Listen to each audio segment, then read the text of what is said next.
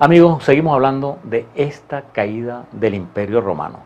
Y vamos a hablar ahora del otro componente, que son los bárbaros. ¿Quiénes eran los bárbaros? Bueno, para los romanos los bárbaros, vamos a decir, eran los extranjeros que estaban más allá de la frontera. ¿Cuáles eran las fronteras? Las que nos interesan en este momento, vean el plano ahí, vean el mapa, son las fronteras del lado norte, que principalmente eran dos ríos que espero que todos ustedes conozcan muy bien, que son el río Rin, que hoy en día pues divide en parte Alemania y Francia y Bélgica, está por esos lados de ahí, y el río Danubio, que todos ustedes tienen que haber escuchado ese bellísimo vals de El Danubio Azul. Vamos a decir, la frontera norte del imperio eran principalmente esos dos ríos, y los pueblos bárbaros estaban más allá.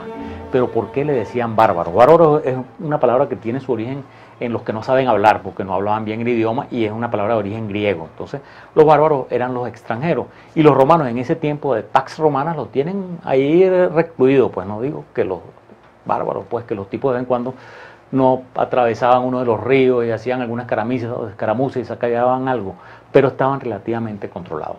Pero esta gente comienza a molestar cada vez más, porque llegan otros bárbaros, más bárbaros que ellos, por decirlo de alguna manera.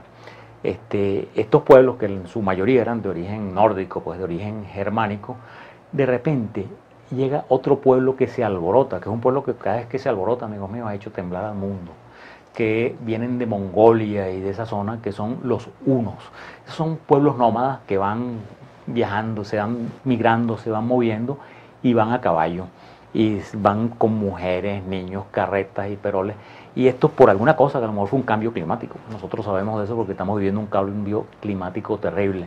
Este pueblo de los hunos, que era más terrible que los otros bárbaros, se empieza a desplazar y a presionar a estos bárbaros contra la frontera del Imperio Romano. Una cosa curiosísima que les hago el comentario es que miren, los dos inventos bélicos más importantes de la humanidad, y también se los digo, como decía un comentarista deportivo, se los digo sin que me quede nada por dentro, los dos inventos bélicos, las dos cosas que han cambiado más la forma de hacer la guerra, vienen del Oriente, vienen de la China en particular, aunque una, que es la que vamos a hablar ahora, dicen que se originó en la India, así como el año 100 después de Cristo, que es el estribo. Si ustedes ven una película de romanos de Julio César y ven a un tipo montado a caballo con un estribo, amigos míos, pónganle una raya, digan ahí, la persona que hizo esta película no tiene la menor idea de cómo fue la historia. El estribo no se conoció en Europa hasta la llegada de estos bárbaros hunos, que ellos sí venían con el estribo. Fíjense el cambio tan importante que fue, que toda la vida, pues para los romanos, la pieza militar más importante era su infantería. Esas legiones, pues que iban los tipos con lanzas y los escudos, eso podía más que la caballería, porque un individuo a caballo, sin estribo, iba bailando en ese caballo que no podía mantenerse. En cambio, una vez que tiene estribo, ya puede hacer equilibrio, hasta puede sacar una flecha y dispararla, o agarrar una lanza y lanzarla. Pero en los romanos no conocían esos estribos, y eso es parte importante de la caída del Imperio Romano, que estos unos sí, y eran, aparte que eran muchísimos, o sea, dicen que los ejércitos unos llegaron a ser de 500.000 hombres y cosas así, las movilizaciones de unos, y sus soldados eran todos a caballo, y bueno, eran terribles y eran tremendos. Pero vamos entonces, ya que ya conocemos los dos componentes, conocemos el imperio, conocemos los bárbaros. Bueno, entre los bárbaros le menciono uno, porque es una palabra que ustedes deben haber oído mucho, ¿no? Que son los vándalos. Los vándalos, pues, eran una de esas tribus también germánicas de bárbaros que asolaron por donde pasaron, pues, y saquearon a Roma y una serie de cosas. Y por eso para nosotros, cuando uno dice un vándalo, eso es lo último del mundo, como diría mi mamá, eso es lo peor del mundo. Son tipos que arrasaron con todo. Pero bueno, ya tenemos los dos componentes, los bárbaros y el imperio. Vamos a ver cómo fue la caída. El primer hito es la refundación de Constantinopla, por decirlo así, ¿no? O sea, cuando Constantino construye o reconstruye Bizancio y pone la capital en Constantinopla. Eso va haciendo que el imperio, en términos prácticos, se divida en dos. Aunque la división ya oficial la hace Teodosio el año 395 cuando muere, nuestro emperador. Fíjense, y nos ubicamos otra vez en la fecha. 395, el imperio cae el 476, estamos hablando de como 80 años antes. Se divide ya definitivamente el imperio en Oriente y Occidente, pues con una capital en Roma, el occidental, y la otra en Oriente, el oriental. Entonces, por esa época, antes de la división de este imperio, vamos a hablar del año 375, 20 años antes, ocurre una cosa terrible, que es esta presión de los hunos. Los hunos es, amigos, como esas inyectadoras o pistones, ¿no? Que uno empuja por atrás y los que van adelante son los que van saliendo. Los hunos venían empujando a esos pueblos bárbaros muchos pues se tenían que asimilar porque recuerden, aunque todavía no existía Atila en este momento, esa frase de que decía Atila, que decía donde pisa mi caballo no crece la hierba. Esos unos, bueno, eran como los vándalos, por donde pasaban, saqueaban, arrasaban, violaban, mataban, hacían cualquier cosa. Entonces, los unos van presionando a estos bárbaros, y hay unos que son los godos, los visigodos, que están del otro lado del Danubio, que en vez de someterse a los hunos, deciden atravesar el Danubio y pedir la protección de Roma. En ese momento, el imperio, aunque no estaba dividido oficialmente, prácticamente estaba dividido, eran dos emperadores hermanos, uno estaba en Oriente y uno en Occidente, que eran Valentiniano y Valente.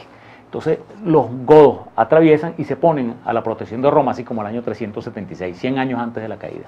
Entonces, bueno, ahí son sometidos, en vez de ser aprovechados, son sometidos y los godos se rebelan. Entonces se rebelan, atacan a los romanos y los vencen varias veces.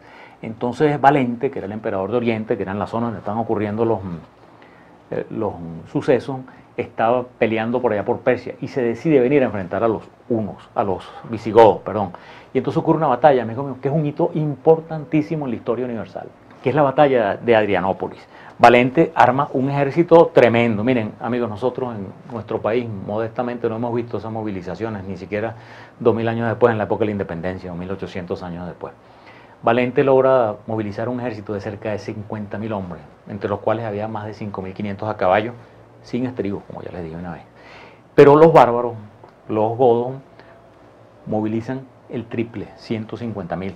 Los romanos estaban sobrados porque toda la vida su infantería había sido superior y los podían dominar, pero en esta ocasión ya la caballería bárbara ya contaba muchos con estribos, tenían hasta parte de la caballería, se habían aliado con otros bárbaros, había entre ellos hasta una pequeña porción de hunos. Entonces, en esta batalla fue la última batalla en la cual los romanos tuvieron su primer arma, la infantería. La caballería bárbara las destroza y se pierde un ejército valiosísimo para los romanos. Eso fue el año 378.